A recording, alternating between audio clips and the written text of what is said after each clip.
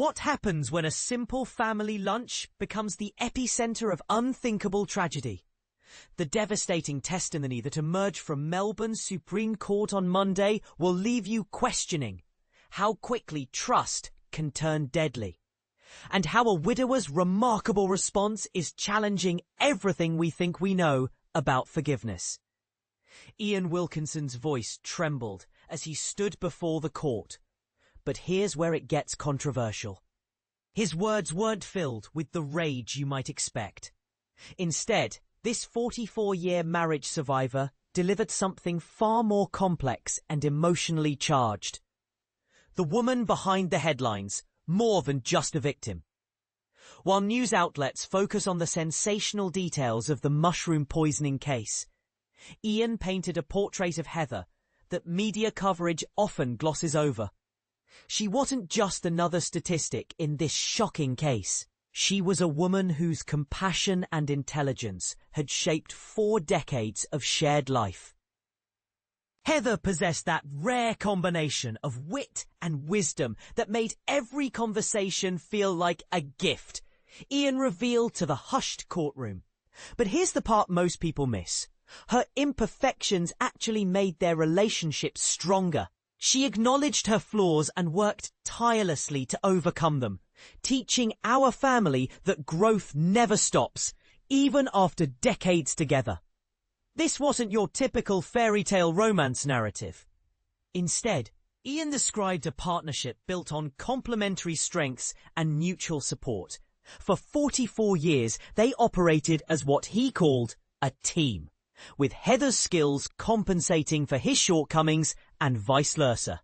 Their shared interests created bonds, while their individual pursuits kept their relationship dynamic and evolving.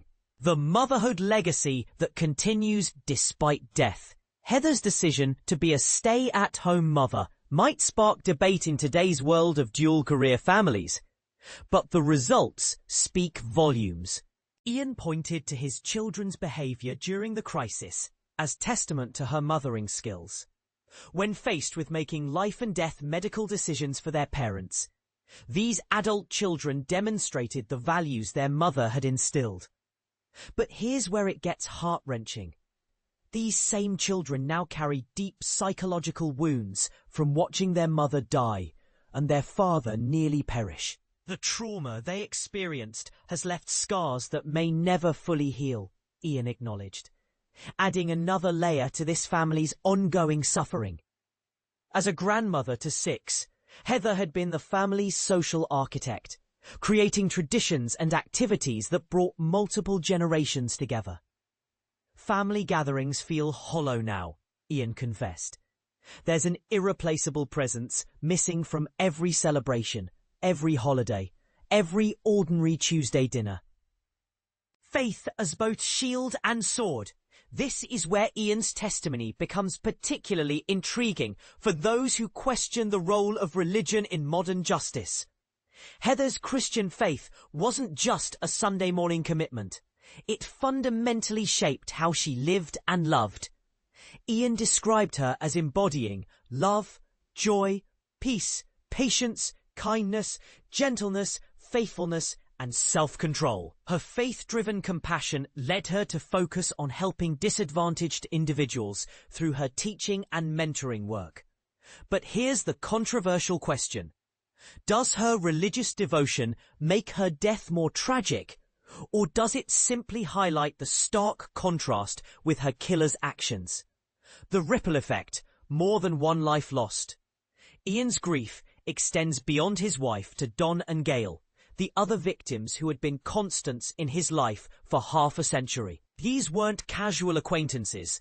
They were spiritual companions who had shared 5 decades of mutual encouragement and support.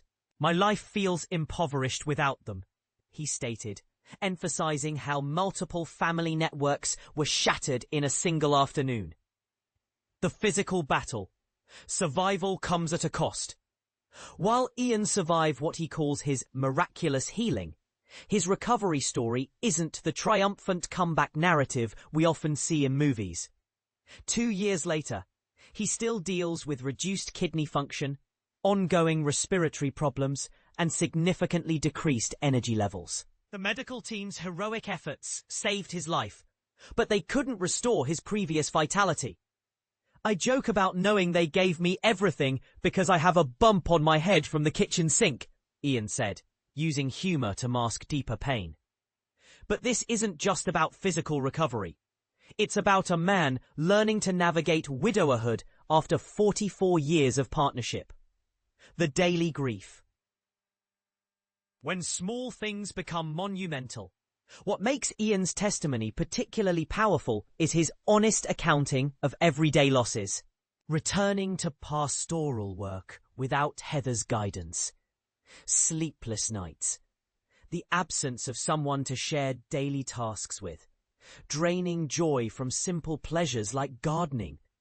No one to discuss the day's events with each evening. The impacts are countless, he explained, ranging from devastating losses to countless small absences that no list could ever fully capture. This level of detailed grief illuminates how murder doesn't just end a life. It fundamentally alters the fabric of everyone connected to the victim. The forgiveness bombshell, justice versus mercy. And this is the part that will undoubtedly spark heated debate. Ian offered forgiveness to Erin Patterson, but here's the crucial distinction he made. He can only forgive harm done to himself, not the murders of his wife and friends. For those crimes, he insists justice must prevail. I bear her no ill will, Ian declared, before delivering what might be the most controversial line of his entire statement. I am no longer Erin Patterson's victim, and she has become the victim of my kindness.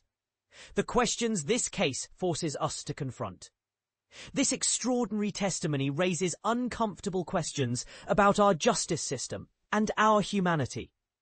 Can someone truly forgive attempted murder while simultaneously seeking justice for the murders of loved ones? Is Ian's response admirably Christian, or does it send the wrong message about accountability? Moreover, what does this case reveal about how we evaluate evidence and trust in intimate relationships? Erin Patterson wasn't a stranger. She was someone who had shared meals and memories with these families. How do we process the betrayal of such fundamental trust? What do you think? Is Ian Wilkinson's offer of forgiveness a powerful example of grace under unimaginable circumstances? Or does it somehow diminish the severity of the crimes committed? Does his faith-based response inspire you, or do you believe righteous anger would be more appropriate? Share your thoughts. This case challenges everything we think we know about justice, forgiveness, and how we respond to ultimate betrayal.